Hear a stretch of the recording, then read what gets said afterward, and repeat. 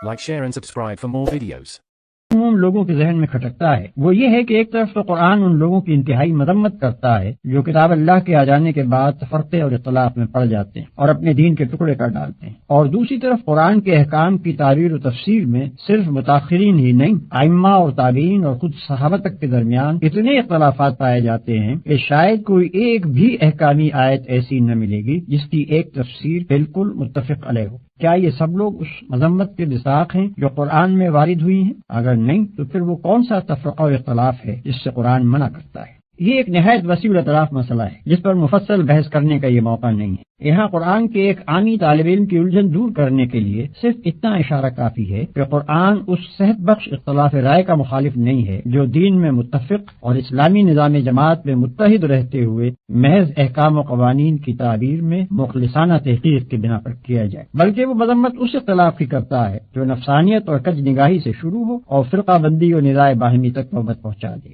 یہ دونوں قسم کے اختلاف نہ اپنی حقیقت میں یکساں ہیں اور نہ اپنے نتائج میں ایک دوسرے سے کوئی مشابہت رکھتے ہیں کہ دونوں کو ایک ہی لکڑی سے ہانک دیا جائے۔ پہلی قسم کا اختلاف تو ترقی کی جان اور زندگی کی روح ہے، وہ ہر اس سوسائٹی میں پایا جائے گا جو عقل و فکر رکھنے والے لوگوں پر مشتمل ہو۔ اس کا پایا جانا زندگی کی علامت ہے، اور اس سے خالی صرف وہی سوسائٹی ہو سکتی ہے جو ذہین انسانوں سے نہیں بلکہ لکڑی کے کندوں سے مرکب ہو۔ رہا دوسری قسم کا اختلاف جو ایک دنیا جانتی ہے کہ اس نے جس گروہ میں بھی سر اٹھایا اس کو پراگندہ کر کے چھوڑا، اس کا رونما ہونا صحت کی نہیں بلکہ مرض کی علامت ہے، اور اس کے نتائج کبھی کسی امت کے حق میں بھی مفید نہیں ہو سکتے۔ ان دونوں قسم کے اختلافات کا فرق واضح طور پر یوں سمجھیے کہ ایک صورت تو وہ ہے جس میں خدا اور رسول کی اطاعت پر جماعت کے سب لوگ متفق ہوں، احکام کا ماخذ بھی بالاتفاق قرآن و سنت کو مانا جائے، اور پھر دو عالم کسی جزوی مسئلے کی تحقیق میں یا دو قاضی کسی مقدمے کے فیصلے میں ایک دوسرے سے اختلاف کریں، مگر ان میں سے کوئی بھی نہ تو اس مسئلے کو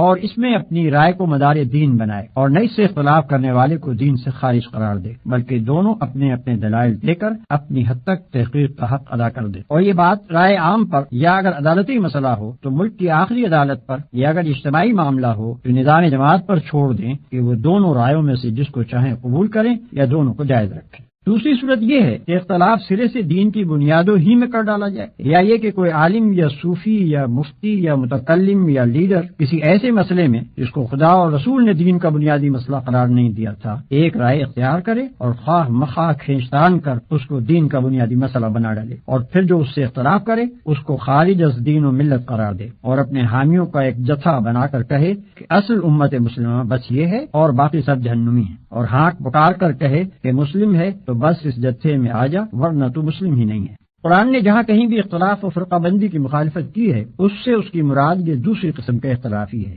رہا پہلی قسم کا اختلاف تو اس کی متعدد مثالیں خود نبی صلی اللہ علیہ وسلم کے سامنے پیش آ چکی تھیں، اور آپ نے صرف یہی نہیں کہ اس کو جائز رکھا بلکہ اس کی تحسین بھی فرمائی، اس لیے کہ وہ اختلاف اس بات کا پتہ دیتا ہے کہ جماعت میں غور و فکر اور تحقیق و تجسس اور فہم و تفقع کی صلاحیتیں موجود ہیں، اور جماعت کے ذہین لوگوں کو اپنے دین سے اور اس کے احکام سے دلچسپی ہے، اور ان کی ذہانتیں اپنے مسائل زندگی کا حل دین کے باہر نہیں بلکہ اس کے اندر ہی تلاش کرتی ہیں، اور جماعت بحیثیت مجموعی اس زرین قاعدے پر عامل ہے کہ اصول میں متفق رہ کر اپنی وحدت برقرار رکھے، اور پھر اپنے اہل علم و فکر کو صحیح حدود کے اندر تحقیق و اجتہاد کی آزادی دے کر ترقی کے مواقع بھی باقی رکھے۔ ھذا ما عندی والعلم عند اللہ علیہ توکلت والیہ انیب۔ Like, share and subscribe for more videos.